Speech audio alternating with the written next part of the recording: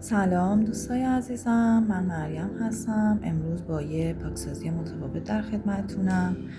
یه کلاینت آقا داریم که صورتش جوشای خیلی زیادی داره و بیشتر جوشاش هم به صورت عصبی هستش که وقتی استرس و اینا داره جوشای خیلی زیادی رو پوستش به وجود میاد و پوستش هم به شدت چرب هستش و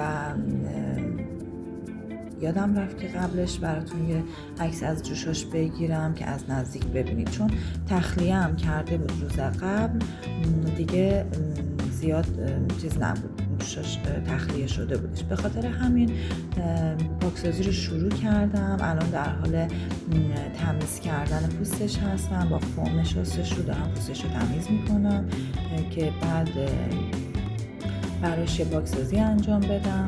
خودش داره میگه که مثلا تو ریشم زیاد جوش و اینا ندارم، ولی وقتی من نگاه کردم دیدم که داخل ریشش هم بعضی جاها جوش داره. یه موقعی که پوست چربه و جوش میزنه و کسایی که آقا هستن و ریش نگه میدارن، این ریش خودش اون جوشا رو بدتر میکنه. یعنی یه سری آلودگی ها، چون صورتشون رو نمیشورن، تمیز نمیکنن، یه سری آلودگی ها تو ریشه موهاشون به وجود میاد و باعث میشه که اونا جوشهای زیادی زیر تو داخل موهاشون داشته باشن و خودشون متوجه نباشن. ایشون هم از قبل به من نگفت که ریش داره و چون از دوستان بودن هماهنگ کردیم و اومد و وقتی پوستش رو دیدم گفتم خب حالا فعلا اون ناحیه‌هایی که چون جوش زیاد داره اونا رو براش تمیز کنم تا سری بعد که خواست بیاد ریشش رو کم کنه.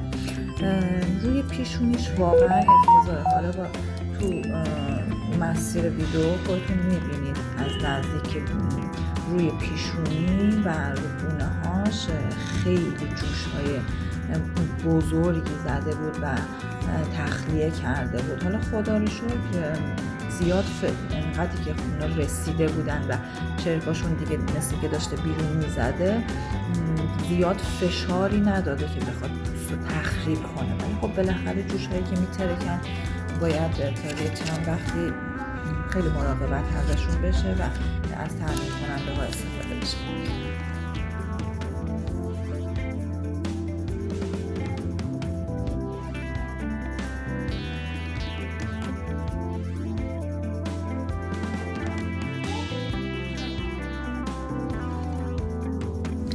همونطور که دارید میبینید بعد اینکه صورتش رو با شوینده شستم، با کمک یه دستمال یک بار مصرف که همون حوله یک بار مصرف هستش نمدارش کردم و صورتش رو کاملا پاک کردم که هیچ حتی یه ذره هم شوینده رو پوستش باقی نمونه. کم کم دستگاه بخور رو روشن میکنم و میذارم که یکم رو پوستش بمونه، بخور بخوره تا پوستش کاملا منافذش باز بشه و بتونیم از موادایی که برای پاکسازی استفاده میکنیم رو پوستش استفاده کنیم. دستگاه رو تنظیم میکنم روی صورتش.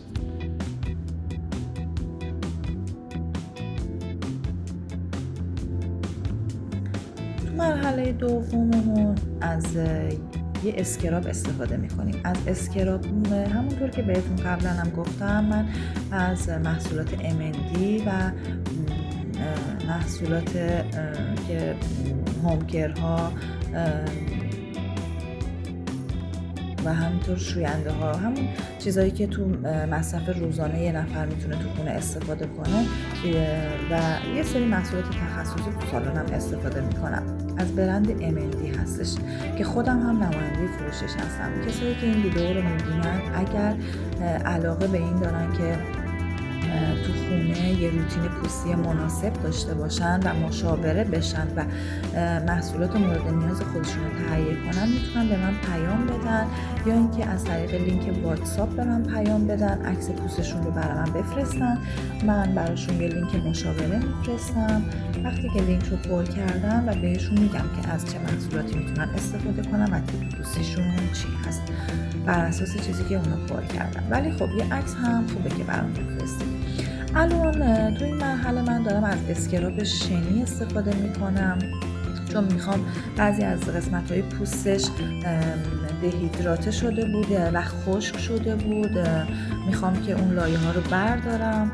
اسکراب شنی مندی، این اسکراب مخصوص پوست‌های جوشدار هستش، پوست‌هایی که خیلی چرب هستن، برای اینکه چربیشون رو جمع بکنه. خیلی آروم بدون اینکه فشار دستم زیاد باشه و با با سر انگشتم سعی میکنم که پوستش رو ماساژ بدم و خیلی سطحی این کارا میکنم.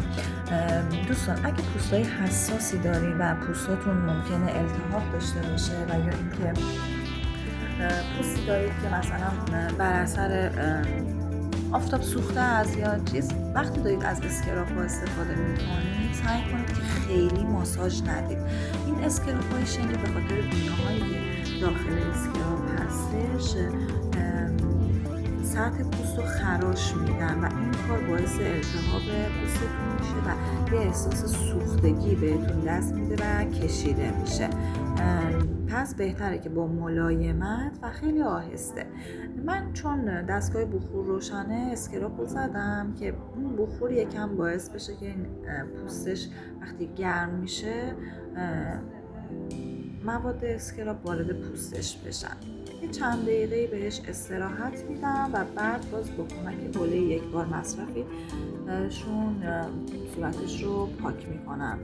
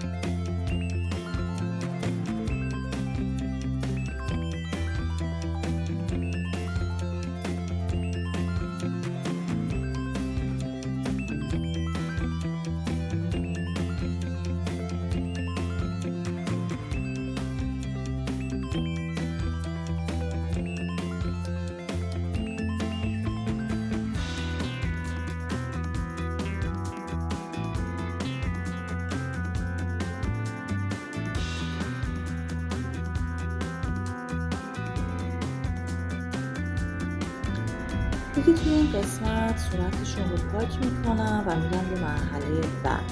مرحله بعد که از ماسک گچی استفاده میکنم مخصوص پوست‌های چرب.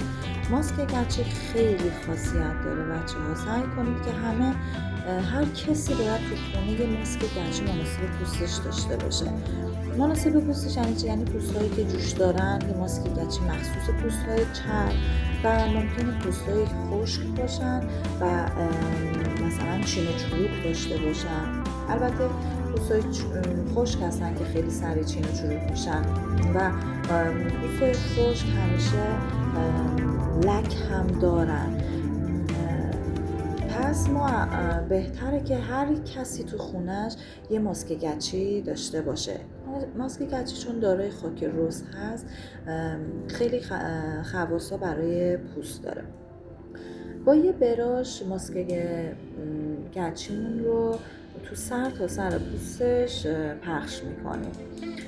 البته چون من نمیتونستم روی ریشاش بمالم، فقط روی گونه هاش، چونش، پشت لبش، بینیش مالیدم. فقط سعی کنید که دور چشم زیاد نزدیک چشم نشید. هر دور حلقه چشم رو بزنید.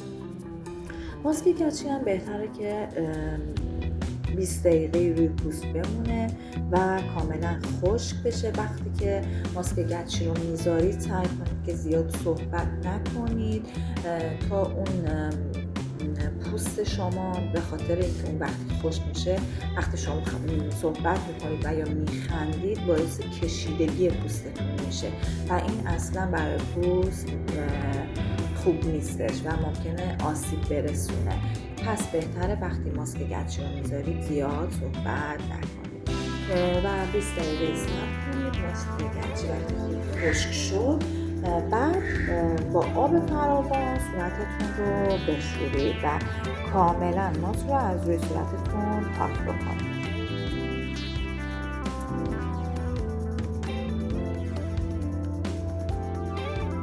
تمام قسمت‌های پیشونیش رو ماسک مالیدم، روی جوش‌ها رو کاملا پوشوندم. بینیشم همینطور. خودشون میگفتن که بینیشون خشکه، ولی من وقتی صورتشون رو نگاه کردم دیدم که صورت بینیشون خشک نیست، بینیشون دهیدراته شده، یعنی انقدر که پوسته های مرده رو پوستش جمع شده بود و خشک شد، احساس کم آبی بهش دست داده بود چون صورتش تمیز نشده بود. به خاطر همین صورتش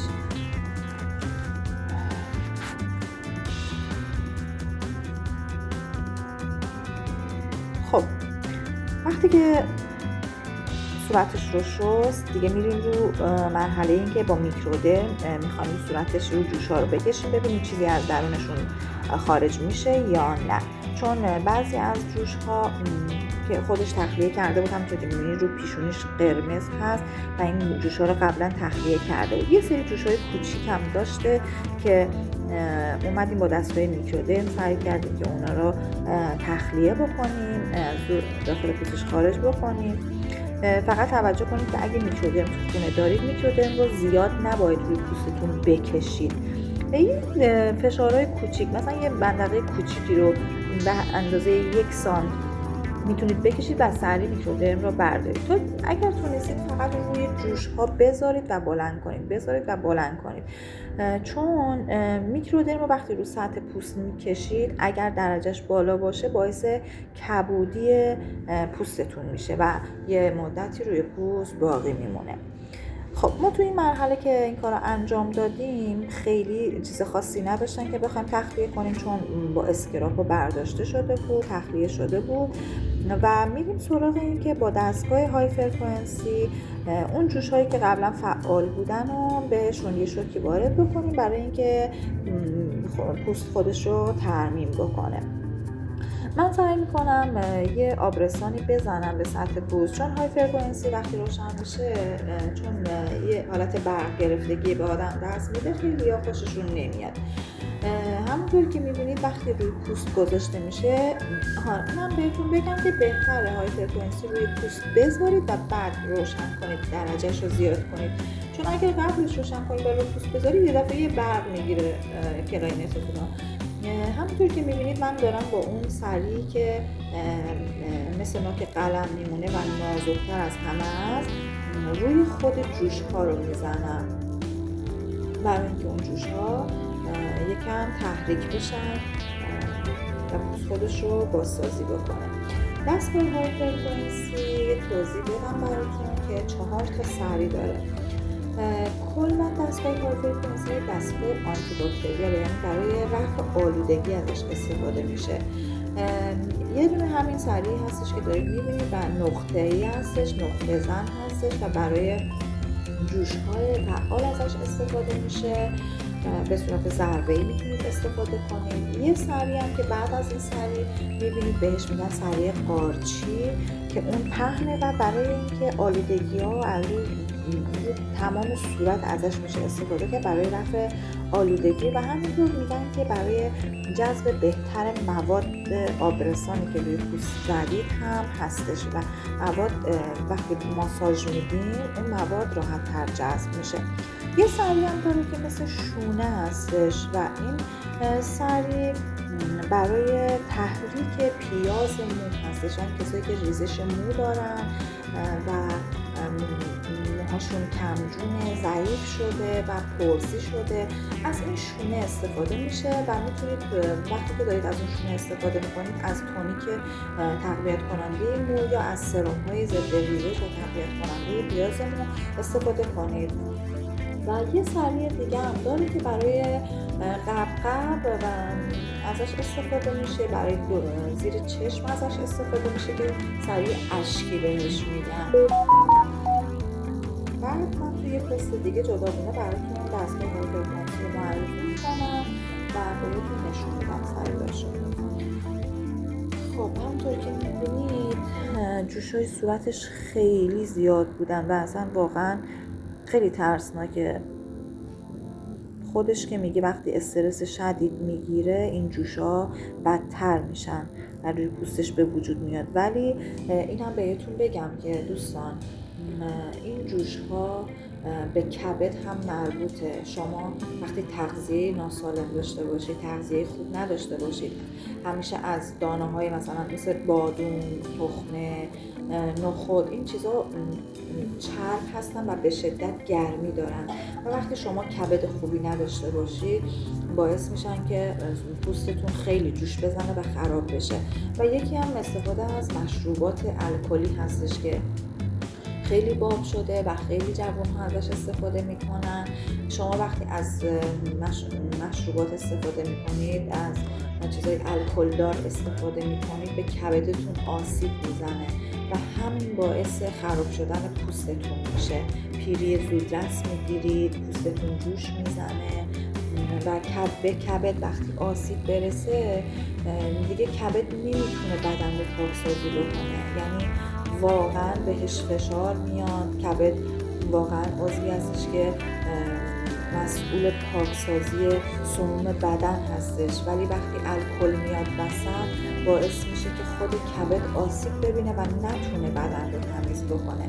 خواهش میکنم که به این نکته توجه داشته باشید و همیشه نمیگم که اصلا استفاده نشه، ولی در حد معقول باشه. یعنی در حدی باشه که شاید همون هم برای مثلا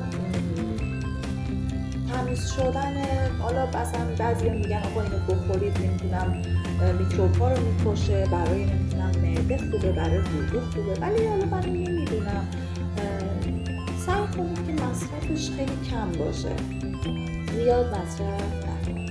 همونطور که دارید میبینید من دارم از سری قارچی هایپرپنسی استفاده میکنم که رو صورت باعث جذب اون آبرسان میشه و یه حس نرمی و لطافتی به پوست میده وقتی از این دستگاه همراه با مواد استفاده میشه.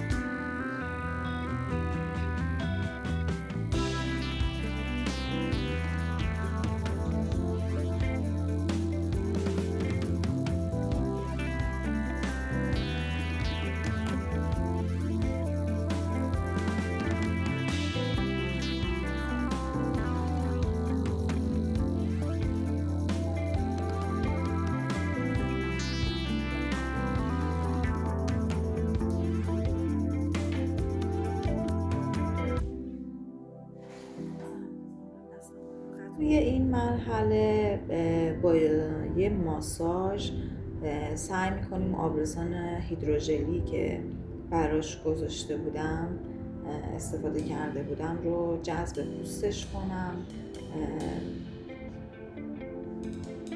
ماساژ میدم روی پوستش رو. اونطور که دارید میبینید خیلی وقتا ماساژ برای پوست خیلی خوبه، مثلا تمام خستگی پوست رو از بین میبره، شاداب میشه پوستتون. از آبرسان ها، از محصولات جوانساز میتونید استفاده بکنید، از ترمیم کننده ها میتونید استفاده کنید و روی پوستتون ماساژ بدید و یه پوست لطیف و شاداب داشته باشید.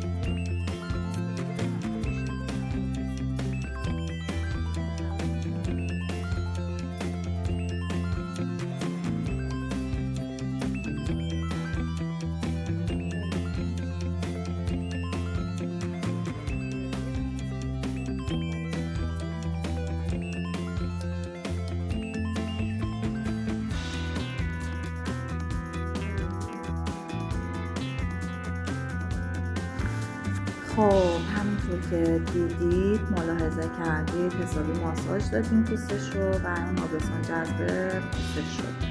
البته اون آبرسان هیدروژلی بود که براش ماساژش دادم و جذب پوستش شد.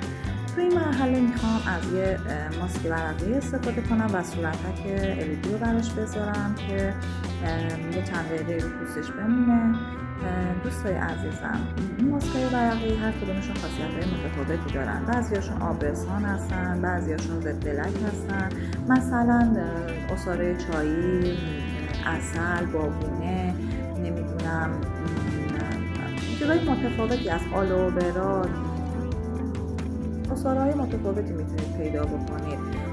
اینی که الان براش گذاشتم بابونه و عسل بودش، برای خاصیت تنظیم کنندگی داره براش گذاشتم. خودتون که میدونید عسل یه تنظیم کننده خیلی خوبه و سعی میکنم همه مایعات داخل ماسک رو براش بریزم رو پوستش و پخش بکنم. وقتی که صورتک رو گذاشتم یه 10 دقیقه اجازه میدیم که با نورهای متفاوت روی پوستش تاثیر خودش رو بذاره. اگر در مورد صورتک هم خواستید بدونید، میتونید توی گوگل سرچ بکنید و بدونید که نورهای متفاوتش به درد چی میخورن. مثلا نور قرمز ضد چروک هستش، نور سبز ترمیم کننده هستش، نور آبی برای جوش های فعال هستش، برای رفع جوش هستش، زرد برای رفع لک هستش. همه هر کدومشون یه خاصیت خوبی دارن. دوستای گلم، از اینکه با من همراه بودید و منو حمایت میکنید، دنبال میکنید، خیلی ازتون ممنونم. واقعا تشکر میکنم. منو سابسکرایب کنید، خوشحال میشم در خدمتتون باشم. لطفا اگر سوالی دارید از لینک واتساپ به هم پیام بدید. من با یه مشاوره رایگان در خدمتتون هستم و اگر محصولی هم خواستید میتونم براتون تو لینک مشاوره بهتون بگم که به صورتتون به چی احتیاج داره و یه روتین امروزی مناسبی برای خودتون داشته باشید. باز هم تشکر میکنم. اگر نقصی بوده ببخشید، چون واقعا نمیتونستم همه مراحل رو فیلم برداری بکنم، خیلی سخته و این که بخوام همه رو براتون توضیح بدم. ولی اگر سوالی دارید حتما با کمال میل میتونم براتون توضیح جوابتون رو بدم.